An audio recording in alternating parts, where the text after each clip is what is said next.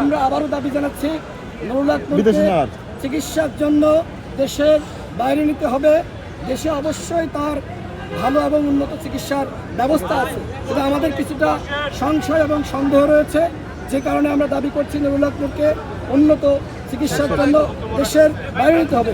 বর্বর হামলা চালানো হয়েছে, শুধুমাত্র নুরুল হক নূর নয়, আমাদের ছাত্র অধিকার পরিষদের সাধারণ সম্পাদক নাজমুল হাসান থেকে শুরু করে আমাদের দল এবং অঙ্গ সংগঠনের শতাধিক নেতাকর্মীকে নির্মমভাবে পিটিয়ে রক্তাক্ত করেছে সেনাবাহিনী এবং পুলিশ।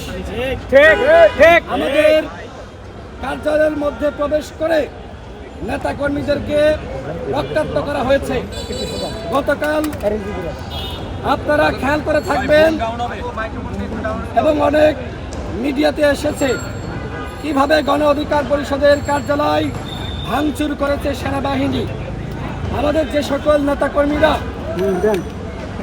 বাথরুমের মধ্যে অনেকে ভয়ে আতঙ্কে আশ্রয় নিয়েছিল, সেই বাথরুমের দরজা ভেঙে ভেঙে তাদেরকে বের করে রক্তাক্ত করেছে সেনাবাহিনী।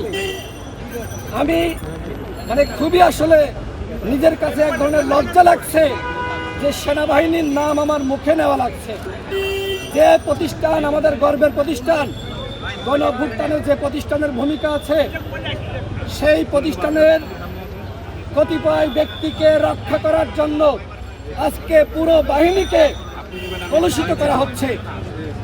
আমরা সেনাপ্রধানের কাছে আহ্বান জানিয়েছি, আপনি যদি এই ঘটনার দায় না নিতে চান, তাহলে এই ঘটনার সাথে সম্পৃক্ত যারা, তাদের বিরুদ্ধে অবশ্যই সেনা আইনে ব্যবস্থা গ্রহণ করতে হবে।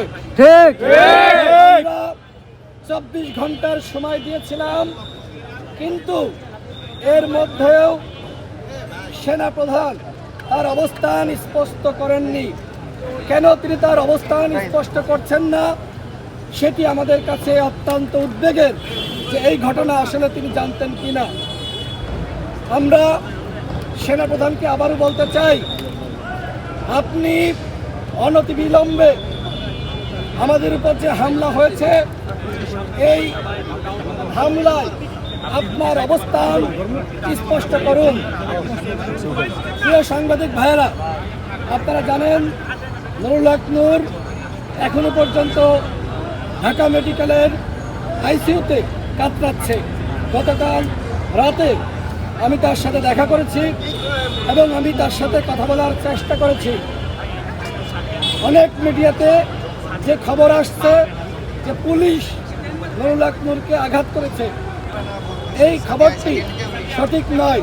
মূলত সেনাবাহিনীর কতিপয় সদস্য নুরুল হক নূরকে চিনতে পারার পরেও একের পর এক তার উপরে আঘাত করেছে।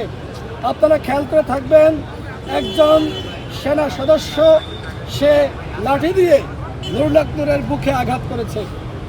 অর্থাৎ এই যে জুলাই গণ অভ্যুত্থানে নুরুল হক নূর ঘোষণা দিয়েছিল হাসিনার 90% পতন হয়ে গেছে, 10% বাকি আছে।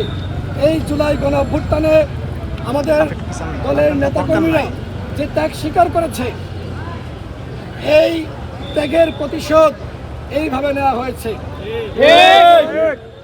কয়েকজন সেনা সদস্য সেখানে বলেছে জুলাই ভরে দেওয়া হবে।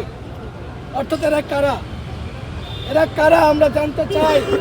জুলাইয়ের প্রতি, গণ অভ্যুত্থানের প্রতি যাদের রাক্ষোভ রয়েছে, তারা কোনোভাবেই সেনাবাহিনীর সদস্য হতে পারে না। আমরা মনে করি এরা ছাত্রলীগ, যুবলীগের ক্যাডারের থেকে ভয়ঙ্কর। সুতরাং এই দেশপ্রেমিক এবং স্বাধীনতা সার্বভৌমত্বের প্রতীক সেনাবাহিনী নামক প্রতিষ্ঠানে তারা চাকরি করতে পারে না। তাদেরকে অবশ্যই গ্রেপ্তার করতে হবে এবং উপযুক্ত শাস্তি নিশ্চিত করতে হবে। এখনো পর্যন্ত কাটাচ্ছে। আমরা সন্দেহ করছি বাংলাদেশে তার যে ধরনের চিকিৎসা দরকার সেটা সম্ভবপর নয়, যেহেতু হাসিনার আমলে নুরুল হক নূর 22 বার হামলার শিকার হয়েছে। তার পুরো দেহটা ক্ষত বিক্ষত। সুতরাং এই মুহূর্তে তার উন্নত চিকিৎসার জন্য আমরা মনে করি সিঙ্গাপুর অথবা ইউকেতে নিতে হবে। এবং গতকাল সরকারের পক্ষ থেকে ঘোষণা দেওয়া হয়েছে নুরুল হক নূরকে উন্নত চিকিৎসার জন্য দেশের বাইরে নেওয়া হবে। আজকেও রাষ্ট্রপতি তিনি নুরুল হক নূরকে কল করে বলেছেন আপনাকে উন্নত চিকিৎসার জন্য দেশের বাইরে নেওয়া হবে। আমরা মনে করছি বাংলাদেশে যে সকল চিকিৎসকরা রয়েছে তারা অবশ্যই দক্ষ, তারা অবশ্যই উন্নত মানের চিকিৎসা দিতে পারে, কিন্তু নানান ধরনের প্রশাসনিক জটিলতা রয়েছে।